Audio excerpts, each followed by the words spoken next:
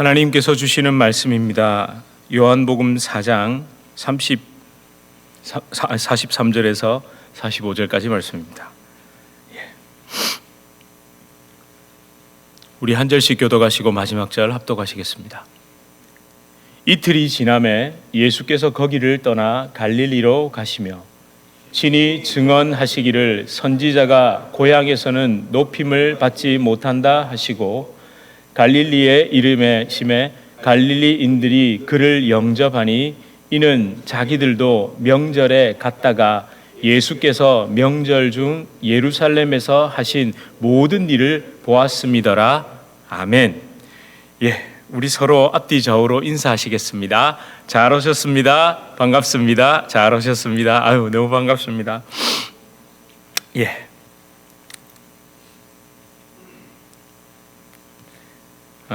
함께 만들어가는 예배, 그리고 같이 하나님 앞에 서는 예배, 무엇보다 여러분 각오가 되셨죠? 무슨 각오가 되셨죠? 말씀이 여러분을 기분 좋게 하길 바라십니까? 말씀이 여러분을 찔리게 하길 바라십니까? 그렇게 말씀해주셔서 너무 감사합니다. 그럼 시작해 보겠습니다. 제가 먼저 제일 찔리겠죠. 여러분, 예배 드리고 기분 좋으면요, 그건 종교 엑스터시 아닐까요? 그거 진짜 위험합니다. 여러분, 병원은 갈 때 어떻습니까? 기분 좋아서 병원에 가는 사람은 어떤 사람이죠? 그 진짜 아픈 사람, 정신병은 기분. 근데 대다수의 사람은 병원 갈 때 두렵죠. 왜? 아프잖아요. 그리고 의사 선생님이 여러분을 기분 좋게 해주세요. 그렇게 사시면 안 된다고. 그렇게 살면 큰일 난다고. 그 삶의 습관을 고치지 않으면 이 병이 깊어지고 나중에 큰일 납니다라고 말해줍니까? 어떤 의사를 찾아가시겠어요? 여러분, 기분 좋게 해주는 의사를 찾아가시겠습니까? 아니, 제가 의사라는 말이 아니라 말씀을 통해서. 그리고 난 다음에 내가 아프고 주사도 맞고 찔리고 좀 찢어가지고 고름도 빼내고 하고 나서 나갈 때 아프지만 어떻죠? 시원하죠. 그게 우리 사실은 예배도 마찬가지입니다. 하나님 앞에 나올 때 우리 그런 좀 마음의 각오를, 허리띠를 단단히 좀 졸라매십시오. 여러분, 저는요, 사도 요한이 참 고맙습니다. 너무 고맙습니다. 이유가 뭘까요? 제가 힌트를 드릴까요? 요한복음 2장의 성전 정화 사건과 오늘 본문 속에 그 이유가 있습니다. 이 목회자들의 답답하고 속상한 마음에 참 이 두 가지가 정말 위로가 됩니다. 왜 그렇죠? 성전 정화 사건에서 저는 뭐가 눈에 탁 들어오겠습니까? 예수님 화내셨잖아요. 불의를 보면 참으시면 됩니까? 안 됩니까? 채찍을 들고 휘두르셔야 되잖아요. 화내셔야 되잖아요. 가만히 두면 안 되죠. 엎어버려야 됩니다. 그리고 그런 예수님도 어디서는 높임을 못 받으셨습니까? 고향에서는 높임을 못 받으셨습니다. 고향에서는 높임을 못 받으셨다니까요. 그럼 질문 하나 드릴까요? 저는 고향에서 높임을 받을까요? 못 받을까요? 고향은 포함 가족, 친지, 이렇게 했죠? 노코멘트 하겠습니다. 여러분은 어떠십니까? 예수님 잘 믿는 것 때문에 묘한 불이익을 당해보셨습니까? 특히 가까운 사람, 가족과 친척들에게 인정을 못 받는, 이런 걸 좀 겪어보셨나요? 아마 이것도 좀 나눠질 겁니다. 옛날, 그러니까 과거, 아주 오래전, 여러분들이 지금 연배가 지긋하시면 60년대, 70년대 이럴 때는요, 예수를 믿는 것 때문에 말 그대로 어떤 이유로 핍박을 당하고 불이익을 당했을까요? 그건 유교적 분위기와 그런 무속적 세계관이죠. 예수라는 새로운 종교를 믿는 거죠. 말 그대로. 그죠? 예수라는 새로운 종교. 우리 집안이 어떤 집안인데, 대대로, 그죠? 그런 집안인데 어떻게 네가 특별히 종손이라든지 집안의 제사를 책임져야 된다든지 이런 경우는 있을 수가 없는 일이었습니다. 그렇게 핍박을 받았습니다. 무시를 당했고 교회를 다닌다고 집에다가 말도 못하고 높임을 못 받았죠. 그런데 이게 1980년대 후반을 지나면서 우리나라가 잘 살기 시작했습니다. 그러면서 교회를 다녀서 잘 되는 사람이 나왔어요. 예수 믿고 잘 되는 사람들. 그러자 분위기가 어떻게 됐을까요? 아무 말도 안 합니다. 잘 됐으니까. 예수 믿어서 잘 됐어요. 우리 큰 집은. 네. 우리 작은 집은. 그러니까 지금은 어떤 줄 아세요? 예수 믿고도 별 볼 일 없으면 높임을 못 받습니다. 예수 믿어도 별 볼 일 없으면. 여러분, 이게 진짜 인간의 참 어리석은 판단 기준 아닐까요? 진짜 깊이 한번 들어가 보자고요. 제가 목회를 그렇게 오래 한 건 아니지만 좀 큰 교회도 있고 여러 목사님들을 만나고 신학대학원을 다니고 하다 보니까 정말 많은 분들을 보잖아요. 참 다양한 분들이 있어요. 근데 몇 가지 특징이 있습니다. 전도사가 되고 목사가 된 것에 대해서 아예 예수를 안 믿는 집에서 된 분들 어떨까요? 힘들죠. 근데 그 중에서도 힘들지만 최소한의 인격적 대우를 받는 분들도 있습니다. 네, 힘들어도 그래도 어떤 기독교라는 종교에 귀의하여 어떤 그런 길을 간다고 인격적인 대우를 받는 분도 계십니다. 근데 예수님을 믿는 분들, 그러니까 대대로 또는 그 아버지나 부모님들이나 그 집안이 예수님을 믿는 경우에도 아주 묘하게 갈라집니다. 그래서 전도사를 해도 큰 교회에서 하고 부목사를 해도 큰 교회에서 하고 유학도 가고 담임을 해도 큰 교회 담임이 되고 그럴싸한 교회에 담임이 되고 이러면 좋습니다. 근데 또 아닌 경우도 있죠. 굉장히 제가 아는 분 중에 어디 한국에 아주 이름되면 알만한 오지 어떤 섬에서 목회를 하는 분이 계세요. 그분 같은 경우는 온 가족이 그분을 위해서 기도하고 정말 물질과 마음으로 서포트를 하더라고요. 근데 또 아닌 경우도 있습니다. 껄끄러워하기도 합니다. 선교사로 간다든지 교회를 개창한다든지 아주 작은 교회에 이렇게 가게 되면 예수를 다 믿잖아요. 그죠? 다 믿는데 그 사람이 어떻게 보일까요? 뭐 겉으로야 목사님, 선교사님 하지만 좀 부담이 되나 봐요. 왜 그럴까요?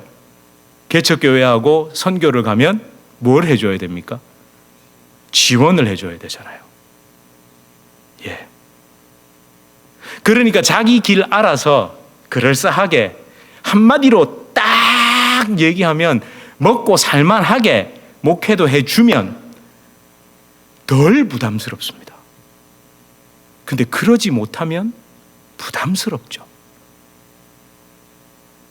왜 이렇게 조용하세요? 혹시 여러분들 마음속에 그러세요? 그러신가 봐요. 제가 지금 그걸 비난하려는 게 아니라 결국 우리의 판단 기준이 어디에 가 있습니까? 예. 또 눈에 보이는 것, 먹고 사는 것 결국 숫자에 다 가 있죠. 자, 이 버릇 어쩌면 좋겠습니까? 여러분, 오늘 이 본문을 가만히 한번 보십시오. 그래서 예수님께서 우리는 많이들 그럽니다. 저도 그렇게 생각을 하는 경우가 없지 않아 있거든요. 역시 고향에서는 인정을 못 받는구나. 예수님도 그러셨는데 뭐. 근데 여러분, 오늘 이 본문이 정말 그런 것만을 말할까요? 이게 그렇게 좁고 단순하게 해석될 말씀일까요? 그건 아닙니다. 이 본문의 배경은요, 이제 사마리아에서 갈릴리로 변화된 것 같고 이동된 것 같습니다. 그런데 아니요, 같은 한 묶음입니다. 사마리아도 갈릴리도 사실은 어디입니까?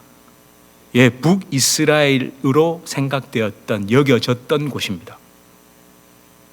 제가 또 기회가 있으면 차근차근 말씀드리겠지만 갈릴리는 말 그대로 로마 제국에서 돈 벌려고 그 주변에 있던 모든 민족들이나 이방 민족들, 심지어 유대인들조차도 돈 벌러 간 곳입니다.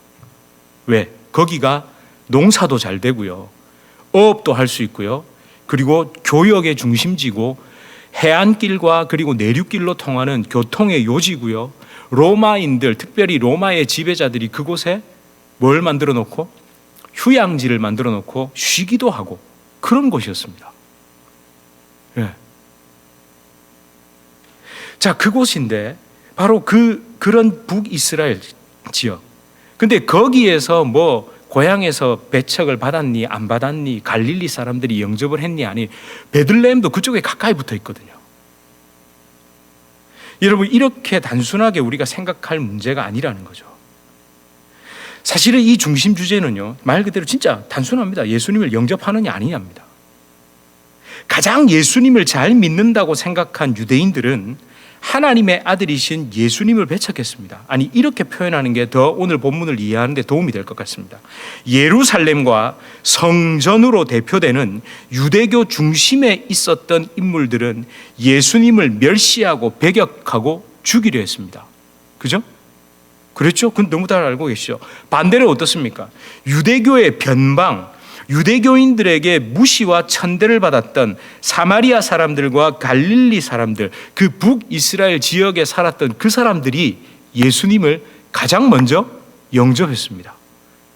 그리고 예수님도 그곳에서 가장 먼저 공생애를 시작하셨습니다. 제가 다음 주에도 계속 살펴보겠지만 왕의 신하, 그 아이를 살리시죠. 근데 이 왕의 신하가 유대인이었을까요? 아닙니다. 정통 유대인 아닙니다. 여러분, 이 표면적으로 읽으면 말 그대로 예수님이 고향에서 배척당하셨고 갈릴리 사람들은 영접했다라고 하게 되고, 아까 제가 말씀드린 것처럼 적용도, 그래서 예수 믿을 때 가까운 사람들에게 인정받지 못할 수 있다, 심지어 따돌림과 비난을 당할 수 있다, 예수님도 그러셨다, 그래도 끝까지 견디고 이기면 인정받는다, 하나님은 반드시 그렇게 하신다라고 우리 적용하게 되고, 사실은 그렇게 해도 됩니다. 뭐 안 될 건 뭐 있겠습니까?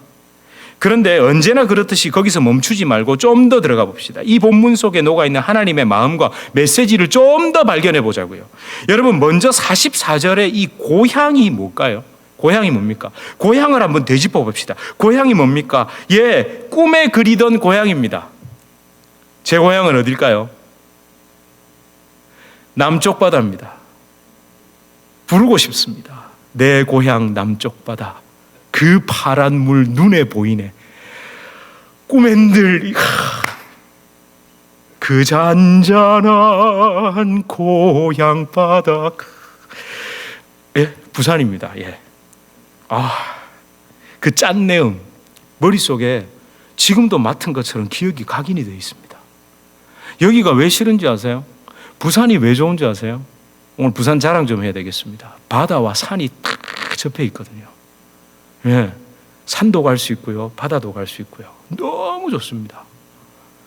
요즘은 또 거기다가 막 센텀시티 이래서 뭐 제가 살던 해운대 거기 아파트를 안 팔고 왔어야 되는데 우리 어머니는 왜 파셔가지고 거기가 지금 완전히 메트로폴, 저 맨하탄처럼, 예. 진짜 뭐라고 해야 될까요? 자연과 무슨 어떤 그런 모든 것을 다 즐길 수 있는 곳이 부산입니다. 고향, 제가 태어난 그곳 너무 가고 싶죠. 근데 여러분, 우리 고향이라는 단어를 들으면 그렇게 내가 태어난 마을, 동네, 크기는 도시 정도로 그렇게 생각을 합니다. 그런데 오늘 본문의 고향은요, 그런 정도의 의미를 넘어서는 겁니다. 적어도 국가이고요, 민족의 개념입니다. 훨씬 더 큽니다. 이 파트리스라는 이 단어를 홈타운으로 번역하면 안 되고 홈랜드라고 번역해야 됩니다. 그러니까 father's land 있잖아요. 아버지의 땅, 고향이 아니라 뭐 굳이 번역하자면 조국이게 되겠죠. 그 나라, 그 민족에게 배척을 받으셨다. 물론 더 좁은 의미에서는 사용할 수 있습니다. 그런데 제가 찾아본 그 헬라어 사전에는 오늘 이 본문 속에서는 사실은 이렇게 더 큰 개념으로, 민족의 개념으로, 하나의 국가의 개념으로 그렇게 사용이 된 겁니다. 여러분, 그렇다면 이 43절에서 44절 속에 담긴 의미는 뭘까요? 그렇죠, 앞에서 말씀드린 대로 바로 하나님, 삼위일체의 하나님이신 여호와 하나님이신 예수님께서 여호와 하나님을 믿는다는 그들에게 배척을 받으신 겁니다. 가장 잘 믿는다라고 말한 유대인들, 그 예루살렘을 중심으로 한 그 종교인들에게는 오히려 배척을 당하셨습니다. 그런데 그들을 영접한 사람, 바로 사마리아 사람들, 이방인 취급당하던 북이스라엘 사람들, 갈릴리 사람들이었다고 예수님께서 직접 말씀하시죠. 여러분, 하나님의 마음, 예수님의 마음, 그 관심이 어디에 가장 먼저? 갈릴리에 가장 먼저 임했습니다. 요한복음은요, 그 흐름으로 흘러가고 있습니다. 요한복음 2장에서 우리가 너무 잘 알듯이 예수님의 첫 번째 표적이 어디에서 일어났죠? 갈릴리 가나입니다. 갈릴리 가나죠. 그러니까 유대 종교인들의 마음과 정반대로, 그 시선과 정반대로 움직이고 있습니다. 왜 그러냐면 유대인들은 끝까지 못 버리는 게 있죠. 유대인들은 어디가 북이스라엘이 저주받았다고 생각하거든요. 하나님이 버렸다고 생각합니다. 아닙니까? 그렇게 생각했잖아요. 손가락질했잖아요. 북이스라엘은 하나님이 버렸다. 그 이유가 뭐죠? 그 결정적인 이유가 역사 속에서 아수르 제국이 왔는데, 침입해 왔는데 어떻게 했습니까? 이주 정책을 썼잖아요. 그래서 이방인들을 데려다가 뭐를 섞어버렸다? 피를 섞어버렸다. 그놈의 피, 그놈의 순수 혈통주의, 거기에서 헤어나지를 못했습니다. 아니 사실은요, 엄격하게 따지면 여러분 나중에 에스라서하고 다 읽어보십시오. 그렇게 욕해놓고 자기도 똑같이 해요. 아니 왜 우리는 여기 이런 것에 이상하게 제가 가만히 보면 저도 많지는 않습니다만 예수님을 믿는 미국 분들하고 얘기를 해보면 북이스라엘이 피가 섞여가지고 어쩌고 저쩌고 했다, 혼혈 때문에 어쩌고 저쩌고 했다, 이런 얘기를 미국 사람들은 잘 안 해요. 그런데 굉장히 열광하는 사람들이 누군지 아세요? 우리. 여러분, 제가 분명히 말씀드립니다. 결혼은요, 인종과 인종의 만남이 아닙니다. 이거 반드시 기억하셔야 됩니다. 결혼은요, 뭐와 뭐의 만남일까요? 인자는 같습니다. 인종과 인종의 만남이 아니라 인격과 인격의 만남입니다. 동의 안 하세요? 아니 아무리 같은 인종이라도 인격이 개판인 사람하고 결혼하시겠어요? 아니면 인종이 좀 달라도 인격이 훌륭한 사람과 결혼하시겠어요? 그럼 마음대로 하세요. 마음대로 하시길 바랍니다. 우리 진짜 이 고질적인 이거 어떻게 하면 좋을까요? 에? 여러분, 그리고 이 갈릴리를 하나님이 비섞었습니까? 아니, 좋습니다. 제가 한번 진짜 성경에는 안 나와 있어서 포로로 끌려가가지고 거기에서 정착촌을 이루고 사는데 단 한 명도 페르시아 사람하고 결혼한 사람 없을까요? 없나요? 없을까요? 있잖아요. 에스더 어떡할 건데? 에스더 어떡할 건데요? 아수르의 헤로 왕비였잖아요. 보세요. 참 못됐죠. 우리 얼마나 못됐습니까? 또 왕하고 결혼하는 건 괜찮아. 진짜 정말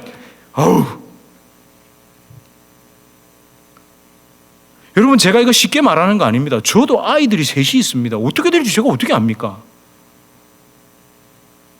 그리고 여러분, 북이스라엘, 이 갈릴리 지역을 가장 먼저 버린 건 하나님일까요? 아니, 버린 땅 취급한 건 하나님일까요? 아니면 남유다일까요? 아니, 이스라엘 민족 자체일까요? 이스라엘 민족 자체입니다. 하나님은 한 번도 북이스라엘을 버리신 적이 없습니다. 왜? 성경에 분명히 기록되어 열왕기상 9장을 가서 읽어보십시오. 그 유명한 솔로몬이 스불론의 땅, 그 위쪽을 백향목 사고, 건축 자재 사고, 거기를 값으로 지불합니다. 그래 놓고 가불 땅이라고, 버려진 곳, 쓸모없는 곳이라고. 누가 먼저 그랬다고요? 솔로몬이 그 북이스라엘 지역 거기를 쓸모없는 땅 취급해 놓고 왜 나중에 가서 딴소리 하냐고요.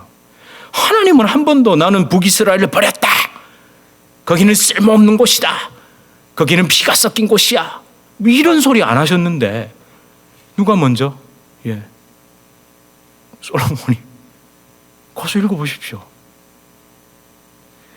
그와 반대로 우리 하나님은 오히려 어디를? 그 북이스라엘, 사마리아, 그 가불 땅 모두가 그런 취급한 그곳에 대해서 단 한 번도 하나님의 마음을, 시선을 뗀 적이 없으십니다. 여러분 한번 읽어보실까요? 이사야 9장 1절입니다. 함께 읽겠습니다. 시작. 전에 고통받던 자들에게는 흑암이 없으리로다. 옛적에는 여호와께서 스불론 땅과 납달리 땅이 멸시를 당하게 하셨더니 후에는 해변길과 요단 저쪽 이방의 갈릴리를 영화롭게 하셨느니라. 여러분, 이 이사야서가 언제 기록된 겁니까? 북이스라엘이 멸망하기 전입니다. 북이스라엘 멸망하기 전이라니까요. 이걸 꼭 기억하십시오. 하나님이 치셨다, 하나님이 심판했다, 이걸 진짜 하나님이 심판을 했다, 이렇게 단순하게 이해하시면 안 되고, 제가 그때 말씀드렸죠. 성경은 모든 것을 기록해 놓은 게 아니라 필요한 게 기록되어 있는 거라고. 하나님께서 멸시를 당하게 하신 게 아니라 그게 어떻게 된 겁니까? 하나님의 경륜 안에서 사실은 솔로몬이 자신의 어떤 그걸 따라서, 자신의 판단에 따라서 가불 땅을 넘겨버린 겁니다. 근데 하나님의 진짜 원함은 그 가불 땅, 스불론과 납달리가 거주하던 그 땅을 넘겨버리길 원하셨을까요? 넘겨버리려는 그 마음이 들 때, 아닙니다, 하나님하고 넘겨버리지 않는 걸 선택하길 원하셨을까요? 이걸 잘 이해하셔야 됩니다. 하나님이 밀어 넣으신 게 아닙니다. 저주로 밀어 넣으신 게 아니라 하나님을 떠나는 그 자체가, 그러니까 자기가 그 발로 들어갔고 하나님은 끝없이 돌아오라 돌아오라 말씀하셨다는 걸 잊으시면 안 됩니다. 운명론으로 해석하시면 안 된다는 이야기입니다. 오늘은 제가 그 부분에 대해서는 더 길게 말하면 시간이 많이 갈 것 같아 전에는 자주 말씀드렸습니다만 조금 오늘은 생략. 아무튼 그 운명론, 하나님이 그렇게 했잖아, 하나님이 그렇게 하셨어 라는 운명론에 빠지지 마시라는 겁니다.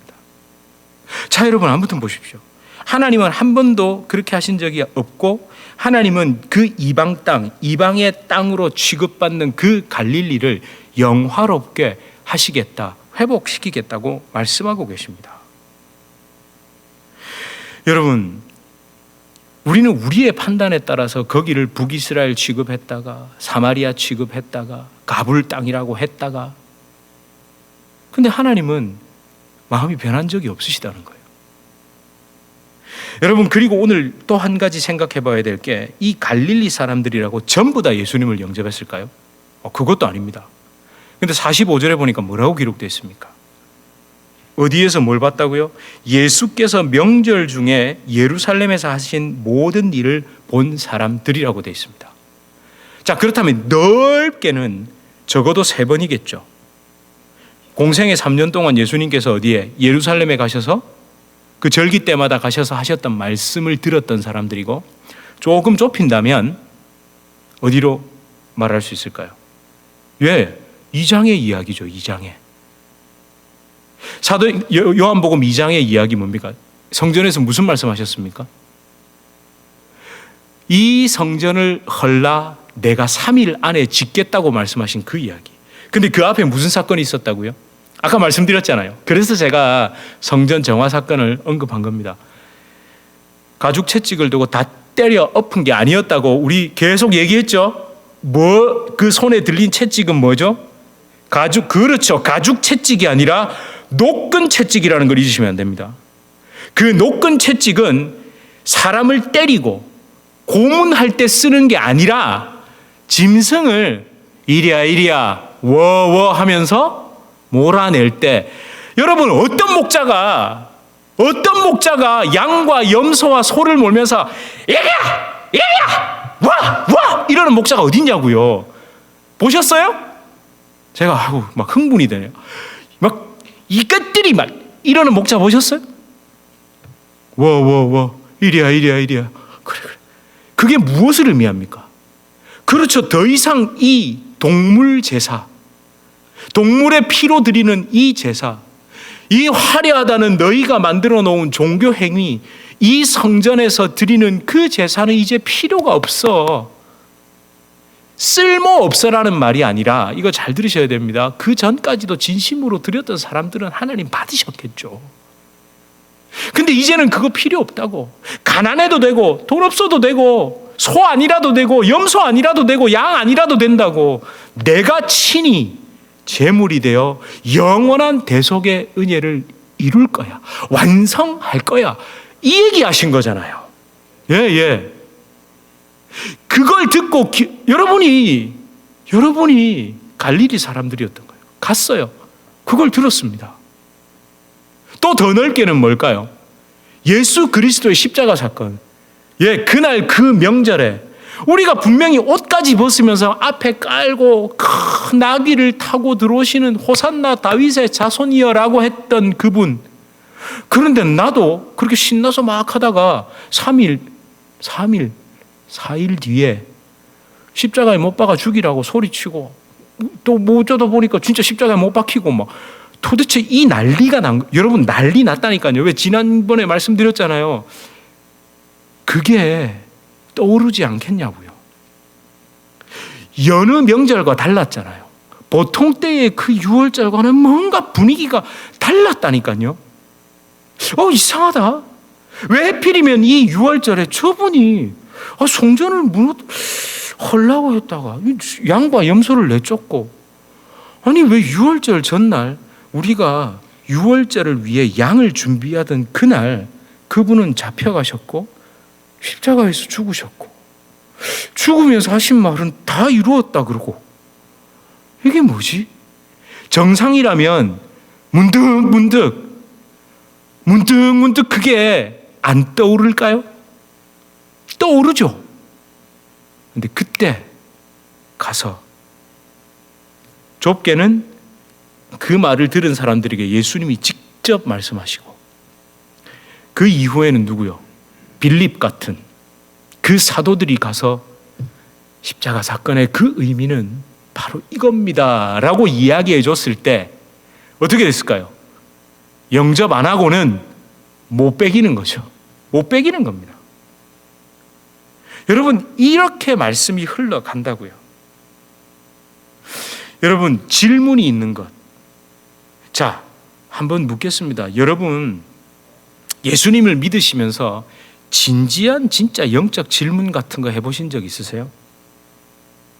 그러니까 예수님을 믿으면서 여러분 안에 교회를 다니면서 예수 믿으면 어떻게 된다 있잖아요.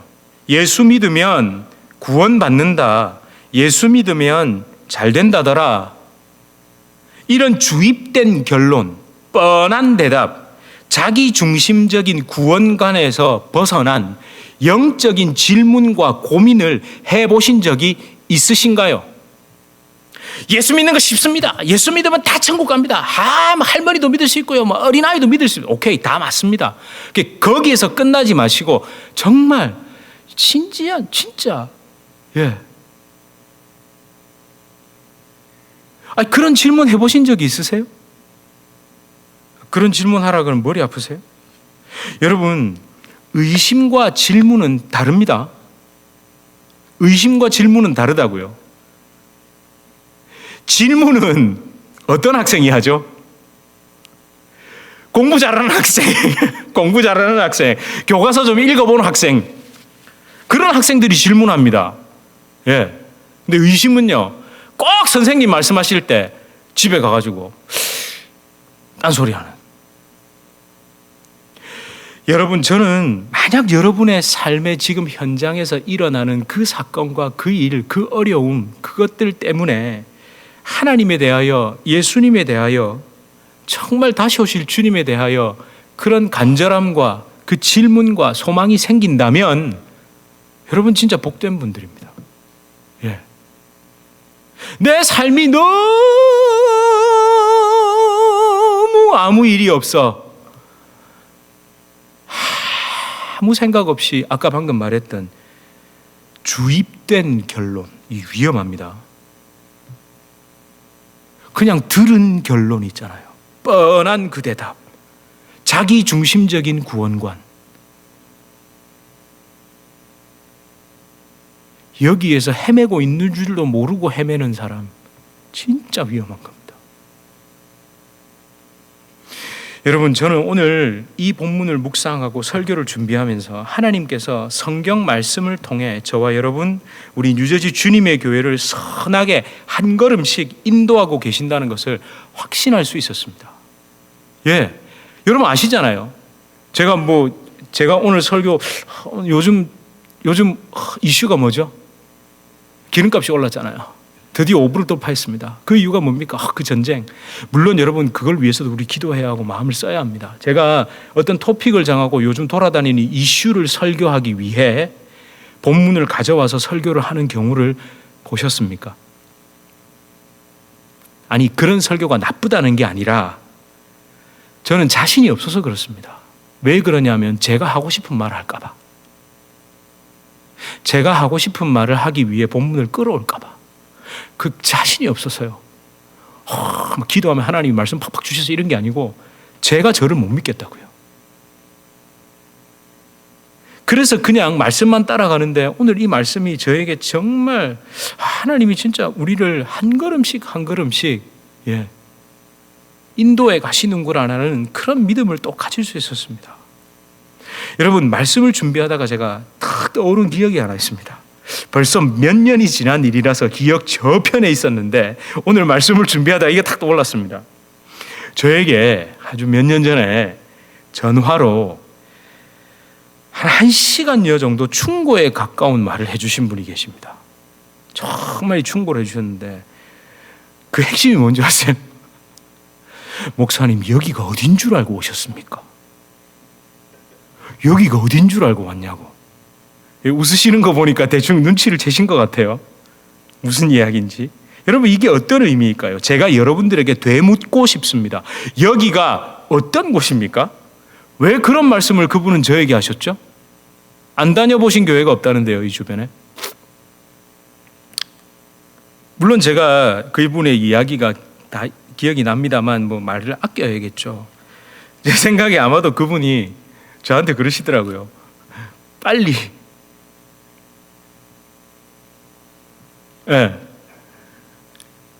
빨리 떠나라고. 소망이 없다는 거예요. 아마도 그분이 여기가 저기 왜 있잖아요. 왜 N자로 시작하는 저 윗동네. 그리고 또 N자로 시작하는 강 건너 그 동네. 예? 그렇잖아요. 우리랑 인종이 같은 분들이 많이 살고 뭐 이런 시장 규모가 다른 뭐 그런. 거기가 아니라서 그런 말을 하셨던 것 같아요. 절대로 그쪽으로 빨리 가라 하더라고요. 뭐 저가 친척도 있고 그렇다니까 그쪽으로 가라고. 여러분 어떠세요? 여러분도 그런 생각을 해보셨나요? 만약에 여러분이 그곳에서 이민의 첫발을 내딛고 그곳에서 뭔가 사업을 하고 뭐 이랬다면 여러분도 뭐 삶이 달라졌을 것이라는 생각을 해보신 적이 있으세요? 여기서 뭔가를 이루고 나면 이제 그 다음으로 그쪽에 가고 그쪽에서 다 또 뭔가를 이루고 나면 결국 그 징검다리를 딛고 어디를 마지막에 종착역으로 삼아야 될까요? 그렇죠. 요즘은 한국이라고 그러더라고요. 제가 실제로 들었습니다. 제가 여기 있다가 잠깐 이제 처음에 와가지고 있다가 한국에 이제 비자 받으러 들어간다고 여기에서 출발하는 버스를 타고 뉴욕의 그 공항으로 JFK 공항으로 가는 동안에 뒤쪽에서 들려오는 이야기. 한국에서 자리가 오퍼가 들어와서 이제 다 이민 생활을 정리하고 돌아간다니까 너무 잘 됐다고 부럽다고 막. 그 저는 옛날에는 여기 와서 사는 게 좋은 거였잖아요. 그 왜 그럴까요? 저 실제로 그런 얘기도 들었습니다. 여기 와서 이민을 그래도 나름 성공한 분인데 이런 말씀하시더라고요. 한국이 저렇게 잘 살 줄 알았으면 이민 안 왔을 거라고.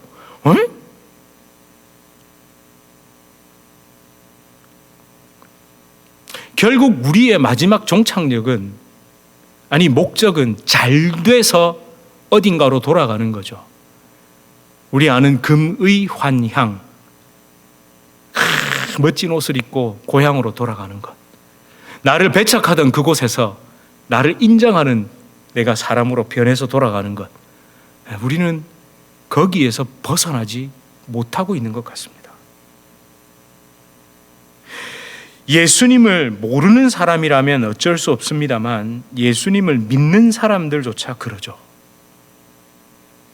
교회도 목사도 급을 나누죠. 아닙니까? 교세라는 말 아시죠? 들어보셨나요? 교세. 교세가 어떻게 되냐고. 교회의 세력이라는 뜻이잖아요. 여러분, 제가 권면드립니다. 그래도 다행히 여러분들 중에는 없는 것 같습니다만 그런 단어가 머리에 떠올라도 입으로는 내뱉지 마십시오.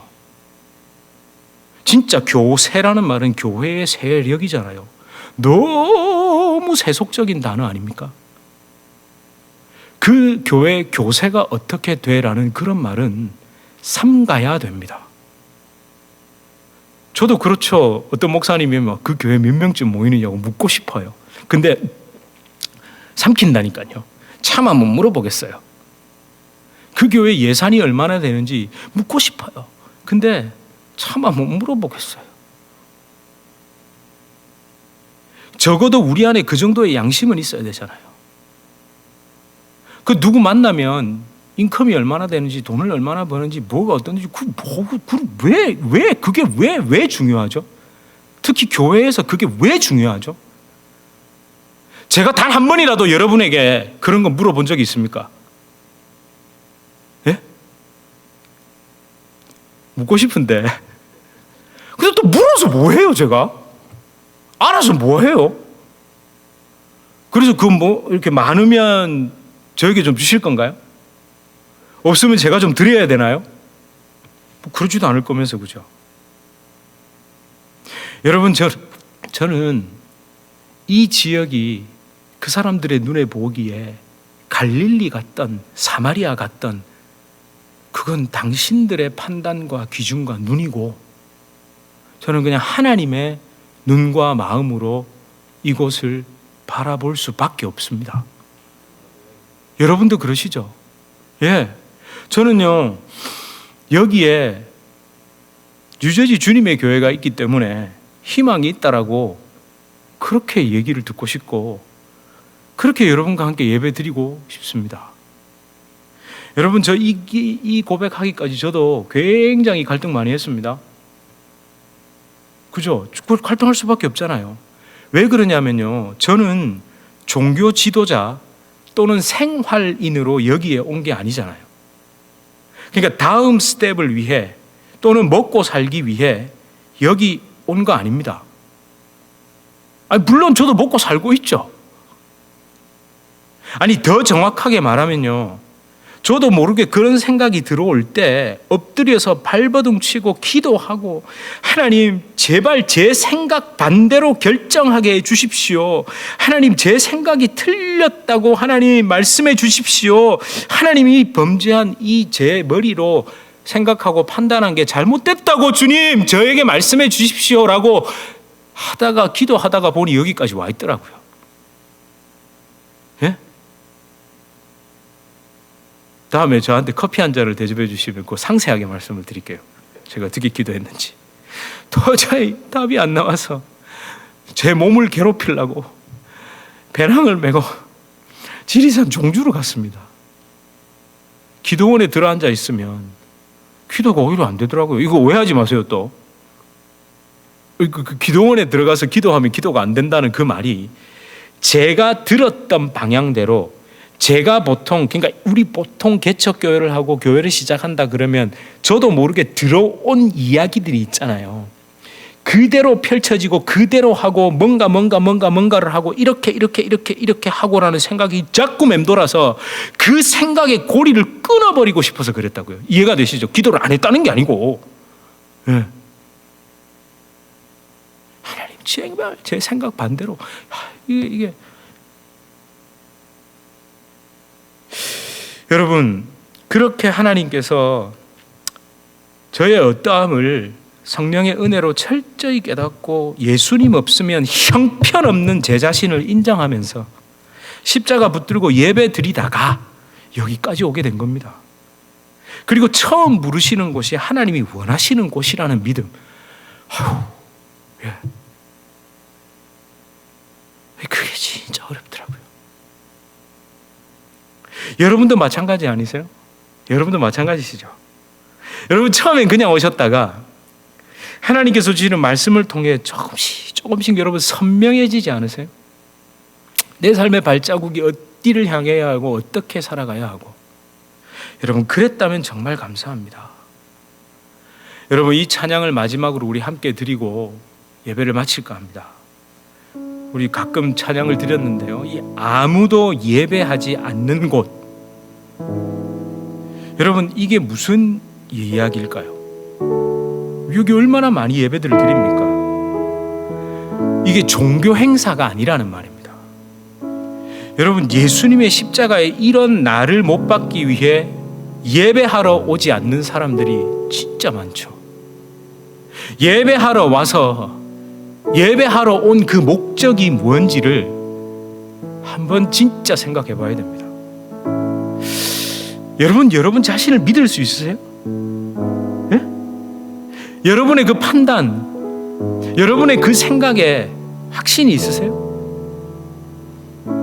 내가 생각하고 계획한 대로 내 삶이 그럭저럭 이루어져서 지금 내 삶의 결과물을 붙들고 있는 것만큼 위험한 게 없지 않을까요? 그런 사람들에게 하나님은 어떤 존재일까요? 예수님은 어떤 존재일까요? 십자가 복음은 어떤 것일까요? 끝까지 내가 죽어서도 멋진 그곳, 그 파라다이스에 나를 인도해 주는 티켓에 불과하죠. 그런데 내 삶이 내 뜻대로 잘 안 되더라는 거예요. 물론 나의 어리석음도 거기에 숨어 있습니다. 나의 잘못된 판단, 내 생각의 옳음대로 걸어갔다가 그렇게 됐을 수도 있습니다. 그러나 하나님이 거기서 너는 그렇게 판단하고 너는 그렇게 그 길을 갔으니 너는 끝이야 이러십니까? 이방 갈릴리, 내가 한 번도 잊은 적이 없다는 거예요. 나는 거기에 가장 내 마음과 내 시선을 한 번도 뗀 적 없고 너희가 가불이라고 버렸으나 나는 한 번도 그것을 버린 적이 없다라고. 그래서 그분의 첫 표적 갈릴리에서 시작됐습니다. 두 번째 표적인 우리 다음 주에 살펴볼 왕의 신하, 그 아들을 살리신 두 번째 표적도 어디요? 갈릴리였습니다. 저는 이 하나님을 믿습니다. 저는 이 좋으신 주님을 믿고, 여러분 우리 한번 제대로 해보시죠. 예, 우리 진짜 한번 제대로 해보시자고요. 제가 여러분에게 사명을 던져드리고 맡겨드리려고 이런 게 아닙니다. 여러분, 저는 여러분을 일꾼으로 바라보지 않습니다. 예배 드려야 할 한 영혼, 그 이해는 이상하게 제 마음에 모르겠습니다. 예, 제가 이거 계속 올려도 됩니다. 제가 계속 설치해도 되니까요. 정말 예배 드리시면서 하나님 앞에 그 마음을 구하십시오. 하나님, 진짜 내가 지금까지 어떤 삶을 살았는지를 돌아보며 주님의 십자가 앞에 엎드리는 그 진정한 예배자, 저는 그분에게 관심이 있고 하나님의 마음도 그리로 향하고 있는 줄 믿습니다. 우리 함께 찬양합시다. 아무도 예배하지 않는 그곳에서 주를 예배하리라.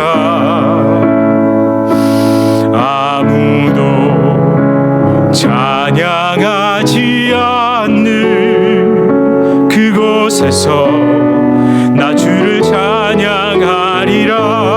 누구도 헌신하지 않는 그곳에서 주께 헌신하리라. 누구도 증거하지 않는 그곳에서 나 주를 증거하리라. 내가 밟는 모든 땅 예배하게 하소서. 주의 보혈로 덮어지게 하소서. 내가 선이고 주의 거룩한 곳 되게 하소서. 주의 향기로 물들이소서. 내가 밟는 모든 땅 주를 예배하게 하소서. 주의 보혈로 덮어지게 하소서. 내가 선이고 주의 거룩한 곳 되게 하소서. 주의 향기로 물들이소서. 여러분, 우리 부족한 게 진짜 많습니다. 가장 모자라고, 가장 어리석고, 참 가장 밑바닥이 드러날 수밖에 없는 그런 존재가 형편없는 사람, 저 자신입니다. 이게 무슨 제가 여러분한테 괜히 겸손 떨라고 하는 말이 아니라 정말 이런 형편없는 나, 이런 저를 붙들어 주시는 그 은혜가 아니면, 그런 저를 바라보는 그 시선을 긍휼의 시선으로 보게 해주시는, 여러분들이 저를 긍휼하게 봐주시는 그 은혜를 허락해 주시는 하나님의 은혜가 없이는 저도 목회자로서 이 자리에서 여러분과 함께 예배드릴 수 없는 자입니다. 여러분, 이게 부끄러운 고백 아닙니다. 여러분, 우리가 이런 고백을 하는 게 뭐 자존심 상하고 이런 거 아닙니다. 진짜 하나님의 은혜를 믿는다면, 그 예수님의 능력의 강함을 믿는다면, 아니 왜요? 왜 이런 나를 인정하지 못하죠? 왜 이런 나를 하나님 앞에 드리며 솔직히 엎드려 주님 나를 긍휼히 여겨주십시오라고 그런 삶의 태도와 그런 마음으로 살아갈 수 없죠? 여러분, 여전히 아직도 누군가를 비교하고 누군가를 향해서 이런저런 생각을 하면, 그래도 내가 좀 더 낫지, 아이고 저 사람은 그래, 뭐 저기는 이래서 그래. 여러분, 여기에 빠져가지고 상대적인 우월감에서 벗어나지 못한다면, 갈릴리와 예루살렘을 놓고 저울질하는 이 인간의 악한 본성을 버려보지 못한다면 우리는 진짜 예수 믿는 사람 아니죠. 여러분, 이곳에서 그런 마음으로 예배드리는 사람들, 그런 마음이 없었던 사람들이 이제는 주님 앞에 나와 그렇게 예배할 수 있는 사람들이 모인 곳이라면 이곳이 소망이 있는 곳입니다. 이곳이 주님이 함께하는 곳인 줄 믿고 여러분의 삶의 현장과 가정이 그런 복된 곳임을 믿습니다. 우리 이렇게 함께 기도하시겠습니다. 하나님, 우리 안에 예수 그리스도의 은혜가 있어야 합니다. 하나님, 은혜는 모든 것을 이기게 합니다. 주님, 우리 정말 왜 이곳에 다시 한번 교회를 세웠는지 보게 하여 주시옵소서. 주님, 우리의 이 못된 습관, 아버지 하나님, 그저 그냥 그것뿐이기 때문에 하나님의 영혼의 중심을 바라보지 못하는 우리들, 하나님, 우리는 정말 사람의 중심을 바라보지 못하는, 인격 대 인격을 바라보지 못하는, 그 안에서 나 대신 사시는 예수님을 바라보지 못하는 자들입니다.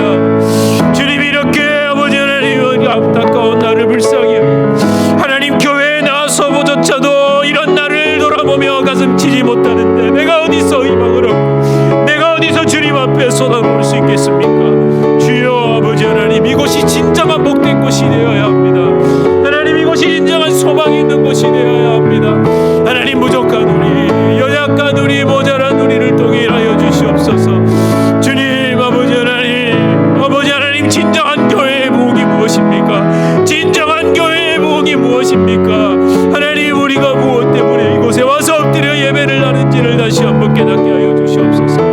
예, 힘든 것 압니다. 어려운 것도 알고요, 주님. 그렇지만 주님, 오늘 이 예배를 성공하지 못하면 나는 돌아설 수 없다는 것을 고백하며 주님, 우리가 드릴 수 있도록 하나님, 그렇게 우리가 예배 드리는 이곳, 주님의 향기로 울리는 이곳이 되게 하시고, 주님의 교회와 우리 성도님들의 가정을 축복하여 주시옵소서. 아버지 감사합니다. 아버지 감사합니다. 주님, 진정한 축복이 되는 이런 교회, 하나님, 그곳에 주의 생명이 있다고 말하는 그 교회가 될 수 있도록 축복하여 주시옵소서. 하나님, 참 말씀을 놓고도 우리는 별의별 생각을 다 합니다. 하나님 말씀을 놓고도 내가 유리한 방향으로 해석하려 합니다. 예수님은 그런 생각으로 말씀하시지 않았고 하나님은 그렇게 말씀하신 적이 없는데, 참 알량한 인간의 그 자기 높이려고 하는 마음, 그 참 자아 실현을 어떻게든지 해내려는 그 마음, 그렇게 서슴없이 하나님의 은혜조차도 십자가의 복음조차도 이용하려는 우리의 그 밑바닥, 주님, 그게 예배 때 와서 보여야 됩니다. 주님, 그게 와서 예배 때 와서 아파도 보여야 하고 부끄러워도 보여야 합니다. 그런데 하나님 거기 아픔과 부끄러움에 내버려 두지 않으시고 우리 주님, 그런 너를 한 번도 포기한 적 없고 한 번도 너를 떠난 적이 없고 끊임없이 너를 십자가의 그 은혜로 부르신다는 주님의 음성 앞에 하나님, 우리가 다시 한번 엎드리게 하여 주시옵소서. 하나님, 뉴저지 주님의 교회, 사람들 눈에 보이기에 아무것도 아니죠. 그런데 여기서 드려지는 이 예배 가운데 주님 우리와 함께 하신다는 것을 압니다. 멋진 예배시라서 그런 게 아니라 여기 와서라도 주님 앞에 내 심령을 토해내올 수 있으니 이게 얼마나 감사한 일입니까? 주님, 우리 끝까지 이런 예배 드리게 하여 주시옵소서. 하나님, 불쌍하고 부족한 저부터 주님 제발 좀 붙잡아 주시고, 하나님이 형편없는 저를 하나님 가장 먼저 십자가 앞에 못 박아 주셔서 주님, 우리 모두 함께 우리를 살리시는 그 십자가 생명 안으로 하나님 인도하여 주시고, 우리 성도님들이 이 삶 좀 어렵고 힘든 삶이지만 하나님 또 은혜 가운데 나아지고 좋아지고 견뎌내고 그럼에도 불구하고 찬양드리고 감사할 수 있는 삶으로 인도하셔서 진정한 참 생명, 참 영원한 것을 바라볼 수 있는 우리 뉴저지 주님의 교회와 우리 성도님들 될 수 있도록 축복하여 주시옵소서. 예수 그리스도 이름으로 간절히 기도드립니다. 아멘. 우리 주 예수 그리스도의 은혜와 하나님 아버지의 극진하신 사랑과 성령 하나님의 위로 교통 교제 충만케 하시는 역사, 우리를 진정한 은혜의 길, 정말 예수님만 높이는 그 삶으로 인도하시는 성령의 놀라운 역사가 우리 주님의 교회 성도님들과 주님의 교회로 불러주실 주의 귀한 자녀들 개인의 삶, 가정, 생업, 직장, 사업 하시는 모든 일 가운데 이제로부터 영원토록 함께 있을지어다. 아멘.